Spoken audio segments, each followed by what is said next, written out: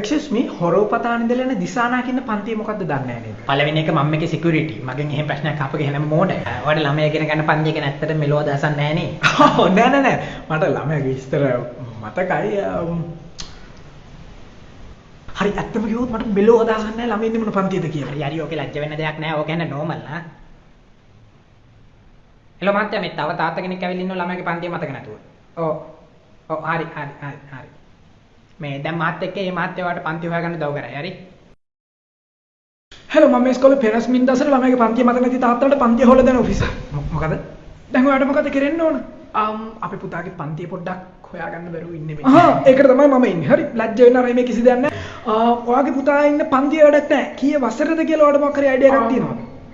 දිග කලිසම් දෙන වයසේ මම ඒ කියන්නේ මෙලොව අදහසක් නැහැ. කමන්නේ.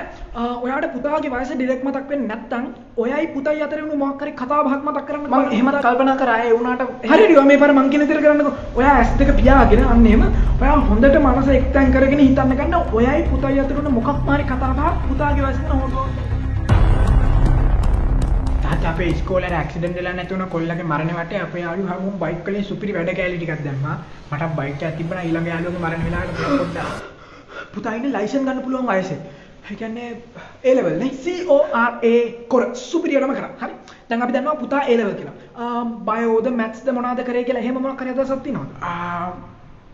හරි ලැජ්ජ වෙන්න දෙයක් නැහැ. අර විදිහට මැස් දෙක වහගෙන කල්පනා කරන්න ගන්න මොකක් මාරි කන්වර්සේෂන් එකක් තියෙනවද කියලා ඔයයි පුතයි අතරේ වුණ පුතා ආර්ට්ස්ද බයෝද මොනවද? තාත්තේ අද අපේ ක්ලාස් එකේ සර් පාඩම් වෙනකොට MCC ගිවිසුම ගැන කියලා දුන්නා. ඒක ලංකාවේ දෙකට මැදින් බෙදෙන්න මෙහෙම කොරිඩෝරයක් වගේ හදලා මැද ඔක්කොම ඇමරිකාවට අයිති වෙනවලු. සර් කිව්වා බයෝ උගන්නන්න රටක් තියෙන්න ඕන නිසා මේ අන්තිම chance එක හරියට පාවිච්චි කරලා ගෝල් බයෝ පුතා කරන්නේ බයෝ සුපිරියටම කරා. දැන් ඔයා පුතාගේ විස්තර ඔක්කොම දන්නවා. දැක්කනේ කිච්චර අමාරු වැඩක් නෙමෙයි. හරි. දැන් බයෝ පන්ති එකයි තියෙන්නේ. ඒතකොට අපි මේ පන්තියට ගිහලා ඒක රෙජිස්ටර් එකේ බැලුවම වැඩේ කන්ෆර්ම් කරගන්න පුළුවන්. මේ පුතාගේ නම මොකද්ද කිව්වේ? නම සරණන් එක දිසානායක නම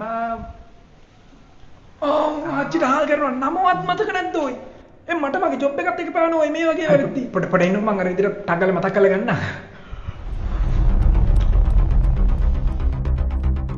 තාත්තේ ලොකු වැඩක්ද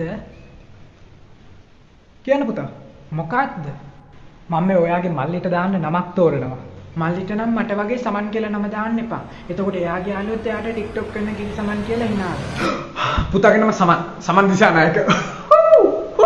හරි. එහෙනම් බයෝපන්ති රෙජිස්ටර් එකේ බලලා වැඩේ කන්ෆර්ම් කරගමු. හරි. මේක වෙන්න බෑනේ දැන්. A level බයෝපන්ති නම් මේ රෙජිස්ටර් එකේ අනිවාර්යෙන් නම තියෙන්න ඕනේ. මේක නම නෑනේ. ඔයාලා හොඳටම ෂුවර්ද මතක් වුණ විස්තර හරි කියලා.